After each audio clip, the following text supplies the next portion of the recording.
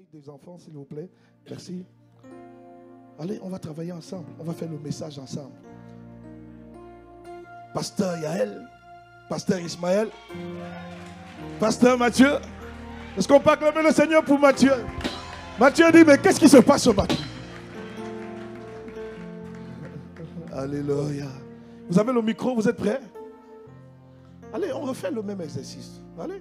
Où est ta fiche? Elle est où ta fiche? Mais ramenez les notes du pasteur, s'il vous plaît. Est-ce qu'on peut ramener les notes du pasteur? Allez.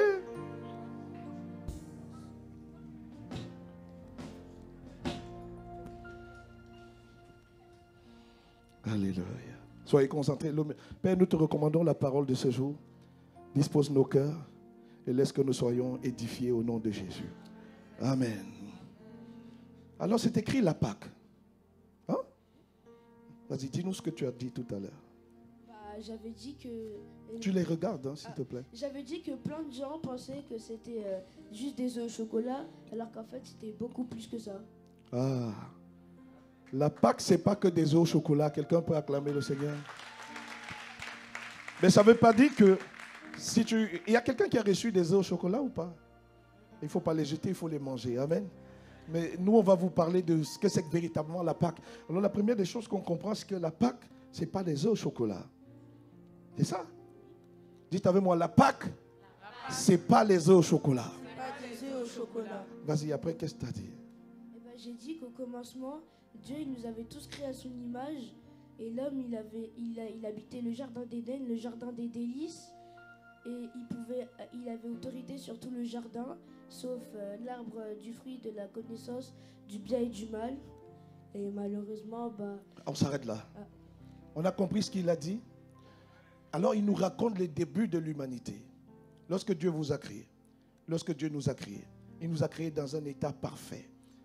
Vous et moi avions été créés dans un état parfait, un état de gloire, un état où notre rapport, où notre relation avec Dieu était au beau fixe. Et Dieu nous avait donné un seul interdit.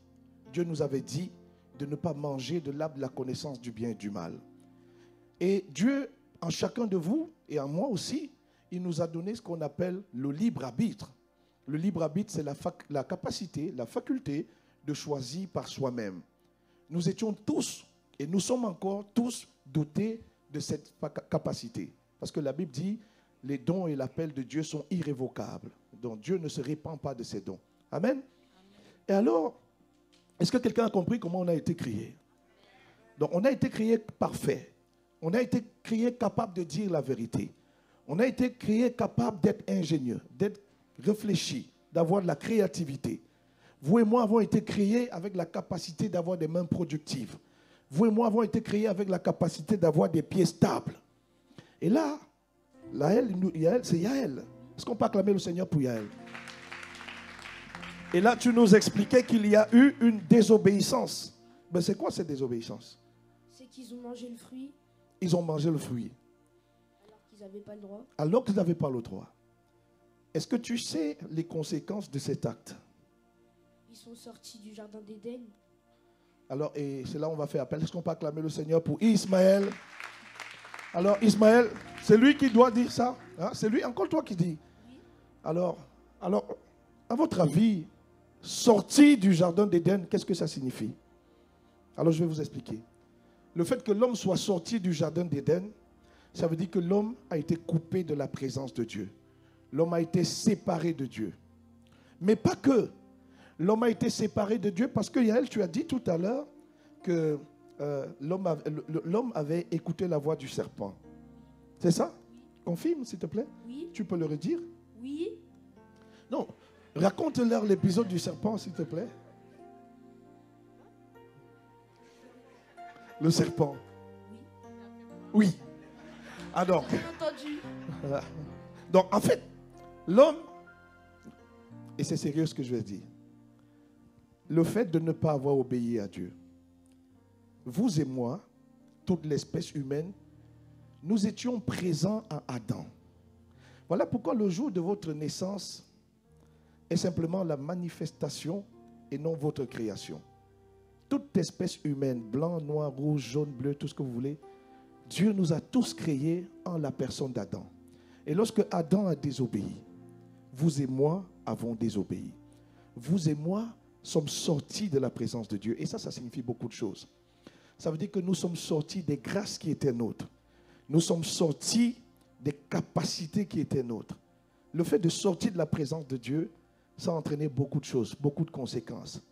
Ça fait en sorte que nous soyons, toute espèce humaine, nous sommes devenus esclaves d'un tyran, d'un maître appelé Satan.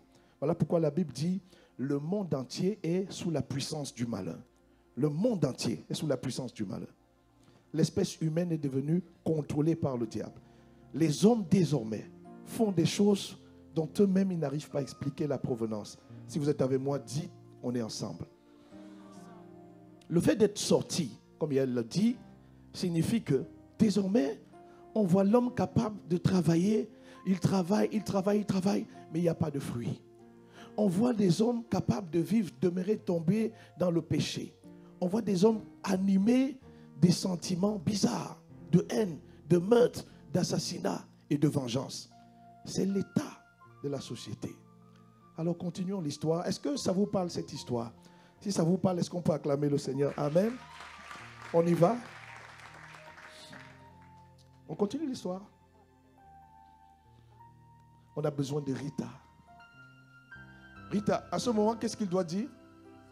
Ah, maintenant c'est à lui. On acclame le Seigneur pour Ismaël qui fait son entrée. Alors Ismaël, vas-y. Le cœur de l'homme a été brisé parce qu'il n'y avait plus la relation avec Dieu et les hommes. Waouh, répète-le s'il te plaît. Esclave du péché. Répète-le s'il te plaît. Le cœur de l'homme a été brisé parce qu'il n'y avait plus la relation avec Dieu et les hommes. Le cœur de l'homme. Répétons-le ensemble. Dis-le vite. Le cœur de l'homme a été brisé parce qu'il n'y avait plus la relation Pasteur avec Dieu. Ismaël, pouvez-vous vous tenir ici? Regardez l'assemblée et parlez, n'ayez pas peur. Le cœur de l'homme a été brisé parce qu'il n'y avait plus la relation avec Dieu et avec les hommes. Le cœur de l'homme a été brisé. La relation avec Dieu, avec les hommes. Et c'est symbolisé par cette image-là. Le cœur est brisé. L'homme est comme enchaîné. Et on peut lire Romains 6,16 qui dit, c'est là où vous devez ouvrir vos Bibles aussi. Ne savez-vous pas qu'en vous livrant à quelqu'un comme esclave pour lui obéir, vous êtes esclave de celui à qui vous obéissez, soit du péché qui vous conduit à la mort, soit de l'obéissance qui vous conduit à la justice. Amen. En effet, Vas-y. en préférant obéir au diable, nous sommes devenus esclaves et prisonniers du diable. Alléluia. Quelqu'un me suit ou pas? L'espèce humaine a eu le cœur brisé. En obéissant au diable, en désobéissant à Dieu, l'homme s'est attaché au diable. L'homme est devenu lié. L'homme est devenu lié. C'est tragique. C'est une tragédie. L'homme est devenu prisonnier. Vous savez, c'est une prison spirituelle. Et il y a de cela 2 semaines, nous avons parlé des prisons spirituelles. Il y a des mariages qui ont été célébrés en grande pompe devant des hommes. Il y a eu des belles fêtes. Mais l'intérieur de ce mariage-là, ça ressemble à de la cacophonie. Il n'y a pas de respect. Il n'y a pas d'entente. Il n'y a pas de convivialité. Parfois, on travaille, mais on n'est pas épanoui dans son travail. Parfois, on est dans des relations avec des personnes, mais on n'arrive pas à être aussi épanoui, à profiter de ces relations-là. Les dégâts de la chute de l'homme sont, à mon sens, indescriptibles. C'est terrible en fait. L'homme, par ses chutes, a hérité des maladies. Dieu a créé l'homme sans la maladie. Comment la maladie? Le mot maladie vient, il y a la racine mal, le mal. Désormais, l'homme est affecté, atteint de maladie. Et pasteur Karambiri disait à SPAC, depuis la chute de l'homme, aucun homme, Adam y compris, n'a jamais fait un jour sur la terre. Vous savez, l'espèce humaine, on a notre référentiel, Dieu a le sien. La Bible dit, 1000 jours, 1000 ans, c'est un jour pour Dieu. Il n'y a aucun homme. Pourtant, l'homme a été créé à l'image de Dieu. Si Dieu est éternel, l'homme a été créé pour l'éternité. Mais depuis cette séparation, plus aucun homme, selon le référentiel de Dieu, n'a fait un jour sur la terre. Les jours de l'homme sont allés décrescendo. pour être maximum 80-90 ans. C'est tellement tragique. Combien sommes-nous assis là ce matin et quand on regarde nos vies, quand on regarde l'intérieur, quand on pénètre l'intérieur de nos vies, nous m'avons dit, il y a quelque chose qui ne va pas. Quand tu regardes ton travail, quand tu regardes pour les étudiants, tes études, est-ce que tu es satisfait? Quand tu regardes les rapports, les relations avec les parents, comment ça se passe? Le cœur de l'homme, comme tu l'as dit, Ismaël, ne recule pas, viens. Comme tu l'as dit, le cœur de l'homme a été brisé. Le cœur de l'homme a été séparé de Dieu. Continue. Malgré cela, Dieu nous aime toujours. Il nous a toujours aimés. Et pour cela, il a décidé de sacrifier son Fils unique, Jésus-Christ. Waouh. Vous avez entendu ça? J'ai envie de dire à quelqu'un, il y a de l'espoir. On peut acclamer le Seigneur. Amen. Ce que Ismaël vient de dire est très puissant. Malgré cela, malgré notre faute. Alors nous parlons de la Pâque. Qu'est-ce que Dieu a fait? Dieu a préparé un plan de rachat. Dieu a préparé un plan de salut. Jésus-Christ devait venir sur la croix pour donner sa vie pour vous et pour moi. Et je vous supplie, nous ne parlons plus ici de la religion. Dieu n'est pas un religieux. Dieu est un esprit. Ici, ce n'est plus la religion. Vous avez vu Impact Junior tout à l'heure. Shalom, il a peut-être 1 an. Jaden, il a peut-être 2 ans. L'ennemi, c'est-à-dire le diable, n'a que faire de votre âge. Jésus n'avait même pas 8 jours sur la terre. Il était déjà la cible de la tuerie du diable. Donc, quel que soit votre âge, le Satan cherche à vous égorger, vous détruire, vous tuer.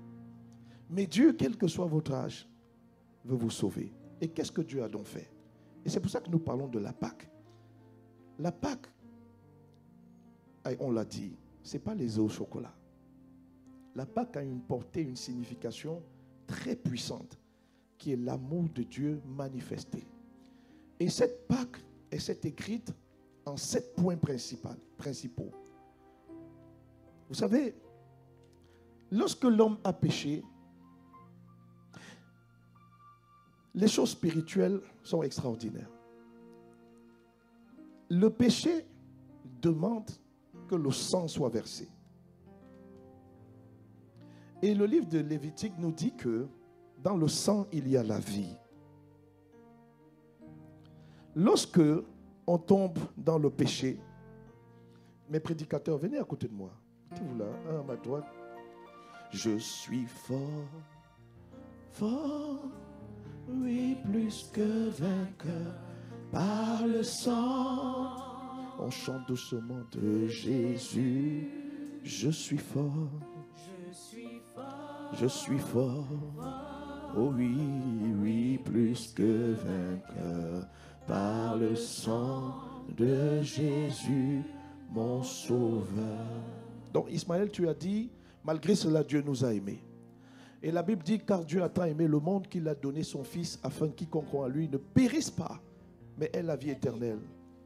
Oui, tu vous dis quelque chose, vas-y. Vas-y, vas-y. Mais qu'il ait la vie éternelle. Amen. La Pâque. Autrement, la mort et la résurrection de Jésus, je vous en prie, ça c'est le point culminant du message. Il faut que vous compreniez ça. Donc, disposez vos cœurs, ouvrez vos cœurs. Lorsqu'il y a eu la chute, l'homme a perdu beaucoup de choses. L'homme a perdu sa capacité à avoir un travail productif. L'homme a perdu la capacité d'avoir une destinée selon le plan de Dieu. Le péché est tragique. Le péché vous prive des bienfaits du travail, des bienfaits d'une destinée éclaircie, luminaire, brillante, étincelante.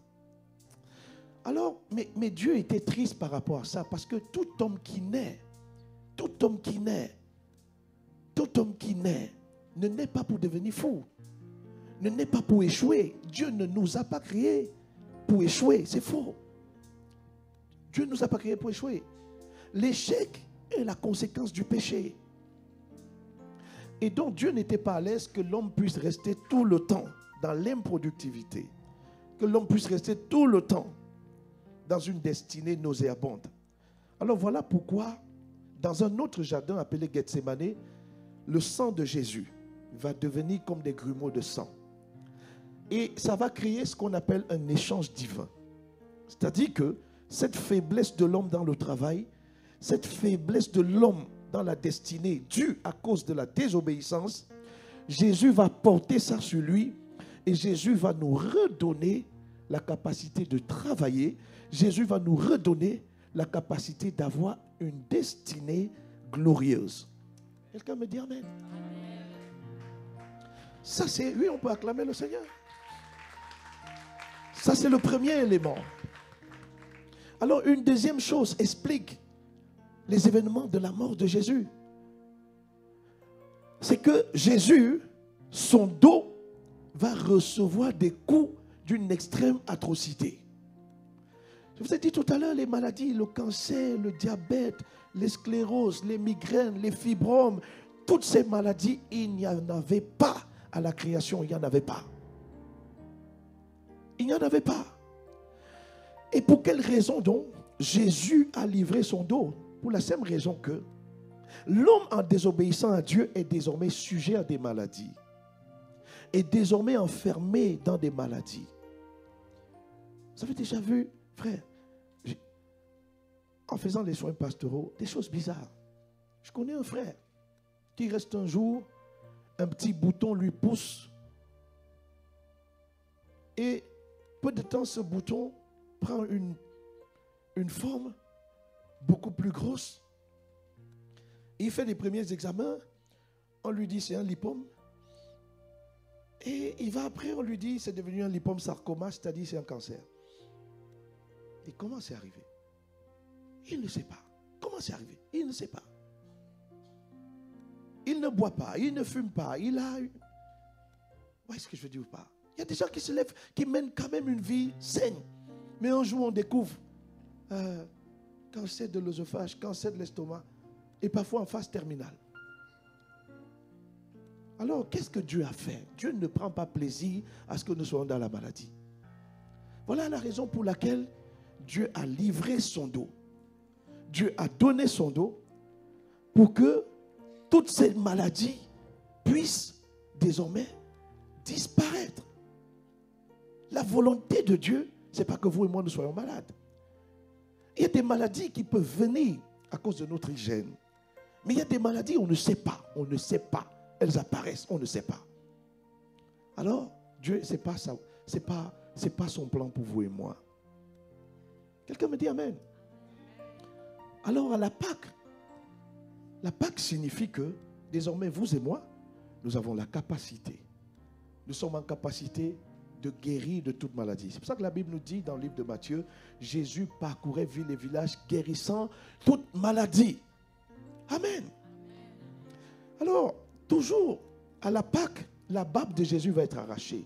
La barbe de Jésus, c'est le symbole de la dignité. La barbe, pour un homme, représente sa dignité. La barbe représente la fierté. La barbe représente beaucoup de choses. La notoriété. Lorsque, dans le jardin d'Éden, les hommes ont péché, les hommes ont perdu cette dignité. Les hommes ont perdu cette fierté. Les hommes ont perdu beaucoup de choses. Et c'est pour cette raison que la barbe de Jésus va être arrachée. Le sang va être versé pour redonner à ta vie, pour redonner à ma vie la dignité d'homme. La dignité d'homme avec grand H. Je parle de l'espèce humaine. Quelqu'un dit Amen. Amen. Et la référence est dans Isaïe 50, le verset 6. Jésus dit, je livre mon dos à ceux qui me frappaient et mes joues à ceux qui m'arrachaient la barbe. C'était pour une raison. C'était pour redonner le respect et l'honneur et la gloire. Il y a des gens qui sont dans des familles humiliées. Tu ne sais pas pourquoi. Depuis des générations, la famille est humiliée. Les parents sont humiliés. Mais alors que tu es en Christ, Dieu vient de te repositionner par son sang qui a été versé dans ton honneur. Que ce soit ton partage au nom puissant de Jésus. Donc, il faut que tu réalises, mon frère, ma soeur, qu'en Christ, tu ne luttes plus pour récupérer ton honneur. Tu ne luttes plus pour récupérer ta gloire. Tu es déjà dans l'honneur. tu es déjà dans la gloire à cause de la Pâque, à cause du sang versé de Jésus. Tu dois juste défendre cette position. Parce que la Bible dit, résistez au diable, il fuira loin de vous. Le diable essaye de te pousser en te disant que tu n'es rien, en te disant que tu ne vaux rien. Dans ta famille, qui un jour est devenu quelqu'un. Mais tu dis, en Christ, je suis devenu une nouvelle créature. J'ai l'honneur de Christ en moi. Que ce soit ton partage au nom de Jésus. Et donc, ce n'est pas tout. Jésus a livré, la tête de Jésus a été percée avec des couronnes d'épines. Que représente la tête? La tête, c'est l'intelligence. La tête, c'est les systèmes de pensée. La tête, c'est la réflexion. Il y a des personnes qui étudient à pas d'heure. Mais tu arrives, c'est comme si tu as tout oublié. Il y a comme un vol de mémoire, il y a comme une perte de mémoire. Il y a comme une sagesse qui a disparu. Toi-même, tu ne te reconnais plus. Tu te dis, mais qu'est-ce qui se passe?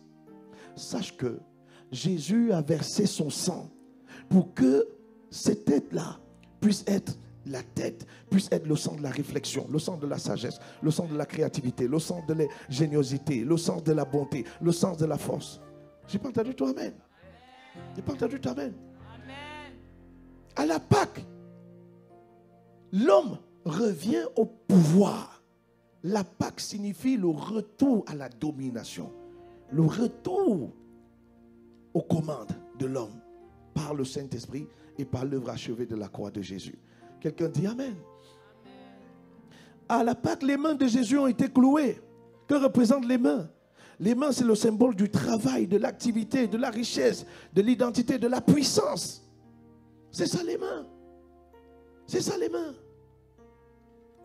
Et lorsque, c'est ce qu'Ismaël disait, il y a elle plutôt, lorsque nous avons péché, nous avons perdu tout cela.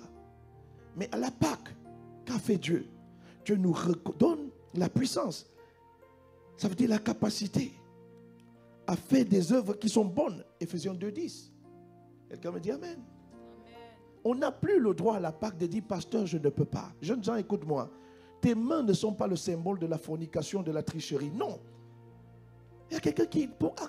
tes mains, c'est la richesse. Tes mains, c'est le travail. Tes mains, c'est la puissance. Tes mains, ce ne sont pas des objets de souillure. Utilise tes mains pour travailler. Si tes mains ne produisent pas assez, tiens-toi dans la présence de Dieu. Tu dis, Seigneur, ton sang a été versé, tes mains ont été percées pour redonner la force, l'activité, le travail, la capacité à mes mains. Ce que je vous dis, c'est vrai. Le péché a des tragédies inouïes. Inouïes. Arrête de te masturber avec tes mains. Arrête d'écrire des tricheries avec tes mains. Tu te dis non, je n'ai pas le choix. Tu as le choix. Tiens-toi dans les mérites du sang de Jésus. Tiens-toi. Et tu verras que tes mains vont le glorifier. Les pieds. La référence avec les mains, vous trouvez dans Matthieu 15. Dans Marc 15, verset 24, qui dit, il le crucifiait et se partageait ses vêtements en tirant au son pour savoir ce que chacun aurait. Ils ont cloué les mains. Ils pensaient lui faire du mal, mais ses mains, Dieu était en train de te redonner la force. Que quelqu'un dit, mes mains, tu retrouves ta force en Jésus-Christ. Tu retrouves ta puissance en Jésus-Christ. Amen. Les pieds de Jésus aussi ont été cloués. Les pieds, c'est le symbole de la stabilité, de la fondation, de la solidité, des appuis, de la fermeté, du mouvement et du déplacement. Les pieds représentent beaucoup pour un homme. Parfois dans le monde spirituel, il y a quelqu'un, tu fais du statu quo. Un cycle académique qui dure 5 ans, ça fait 7-8 ans que tu es là. Parfois des flèches sont tirées vers les pieds et on ne comprend pas. Il y a quelqu'un parfois, tu travailles, tu es dans le monde professionnel, mais tu n'évolues plus. Il y a un problème qui t'a cloué sur place. Et je peux te dire, c'est ça le but, ça le fait du malin. Lorsque le peuple d'Israël était esclave, ils ont été esclaves pendant 400 ans. Pendant 400 ans, ils ne pouvaient pas se déplacer. Esclaves. Il y a des gens, la vie est beaucoup plus profonde que « Ah non, je suis ingénieur, je travaille, je fais ceci. » Je pense que sur ton lit, sur ta couche, chaque soir, il y a des questions que tu te poses. Est-ce que je suis là où je devais être? Est-ce que je suis satisfait de ma vie?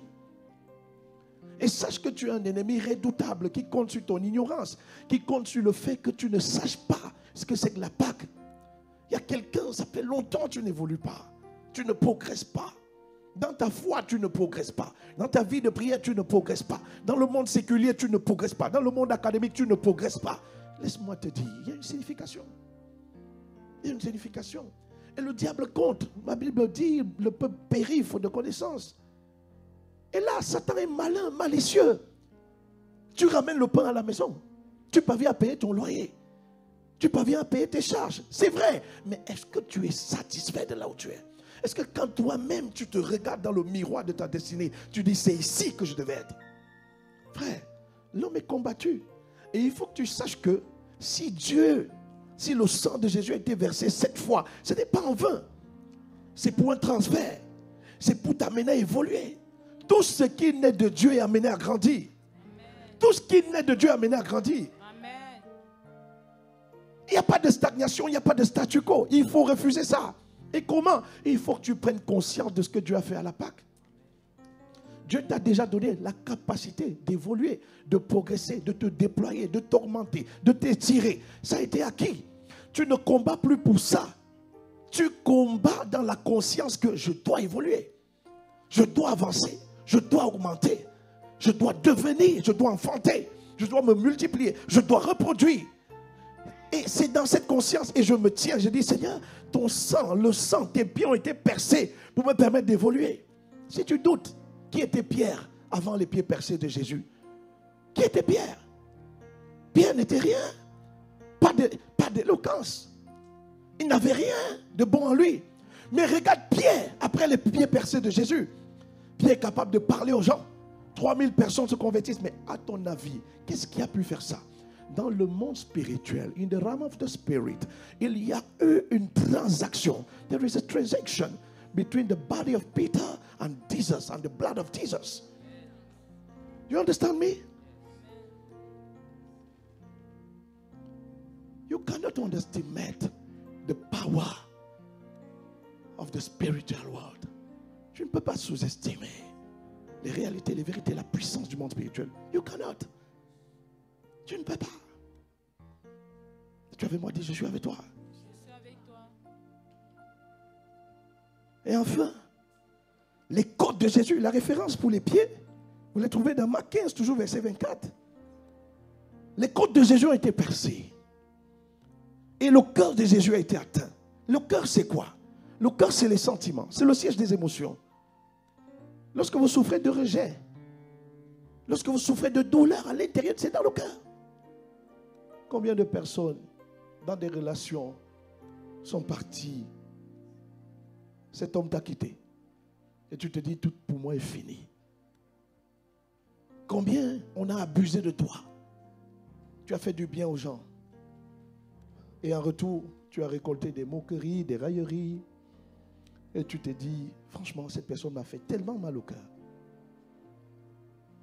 Combien de personnes tu as tout donné dans cette entreprise et en remerciement on t'a licencié et tu pars avec le cœur lourd, l'amertume, le stress. Tout ça c'est l'œuvre du diable. Le diable espère que certains événements viennent prendre en prison ton cœur pour t'opprimer et te donner des maladies. Il est prouvé scientifiquement que des maladies comme le cancer, leurs sources sont le stress. Sont le stress. Mais pour quelle raison donc les côtes de Jésus ont été percées? Mais pour que jamais plus tu ne sois méprisé, rejeté, humilié par les hommes et que tu dis non, je vais me suicider. Parce qu'un homme t'a quitté, une femme t'a quitté, tu dis que tu vas te suicider. Miséricorde. Tu sous-estimes la puissance du sang de Jésus. Tu sous-estimes. Le sang de Jésus, ses côtes ont été percées. Son cœur a été atteint pour te redonner. Te redonner les sentiments qui étaient en Christ. La Bible dit, ayez en vous les sentiments qui étaient en Christ. Et les sentiments en Christ, c'est l'amour. Voilà pourquoi, bien-aimé, je te dis, et c'est possible. Quelqu'un peut se moquer de toi, mais tu parviens à l'aimer. Et sincèrement. Pas comme Jean-Michel Cacan ou Jamel Debbouze. Mais tu es vraiment sincère. Et tu lui dis, je t'aime, l'amour du Seigneur. Et c'est sincère. Lui, il va dire, oh, ça c'est un piège. Le poison est par où? Il n'y a pas de poison. C'est juste l'amour lâche. Alors, je te laisse continuer. C'était à toi. Est-ce qu'on peut remettre son slide pour le repérer? Est-ce qu'on peut acclamer le Seigneur pour nos vaillants prédicateurs? Et donc, qu'est-ce que Jésus est venu faire? Ainsi, Jésus est venu pour guérir les cœurs brisés. Comme le dit Hébreux 2,13. Mais maintenant, par votre union avec le Christ, vous qui autrefois étiez loin, nous qui autrefois étions séparés de la relation avec Dieu, et vous êtes devenus proches grâce au sacrifice du Christ. Nous sommes revenus avec la relation avec Dieu grâce à Jésus-Christ. Amen. Est-ce qu'on peut acclamer le Seigneur? Oh, qui croit à cette parole? Qui le croit de tout son cœur? Alléluia.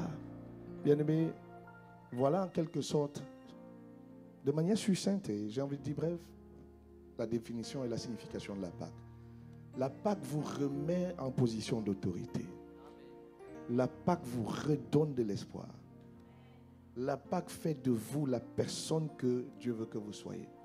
Une personne qui est stable, une personne qui est ferme, une personne qui est créative, une personne qui est ingénieure, une personne qui domine le péché, une personne qui est capable de vivre au milieu du chaos mais d'aimer les gens.